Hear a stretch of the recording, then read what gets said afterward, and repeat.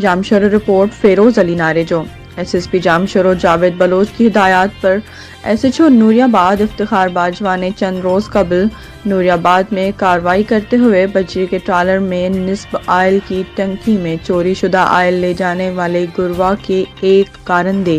اور شاخ کو گرفتار کر کے مقدمات درج کیا تھا، جس کی نشاندہی پر آج نوری آباد پولیس نے گوٹ اعجاز پکک کے قریب 0 پوائنٹ پر پارکو پائپ لائن میں نصب کلپ اور 2200 فٹ پائپ لائن اکھاڑ کر آئل چوری کی کوشش کو ناکام بنا دیا ہے۔ نوری آباد پولیس مفرور ملزمان کی گرفتاری کے لیے مسلسل چھاپہ مار کارروائیاں کر رہی ہے، جبکہ آئل چوری کی مقامی جرائم پیشہ شخص یوسف پلاری بھی معاونت فراہم کرتا تھا۔ نوری آباد پولیس کی کارروائی سے پارکو پائپ لائن سے لاکھوں روپے مالیت کا آئل چوری ہونے سے بچ گیا ہے۔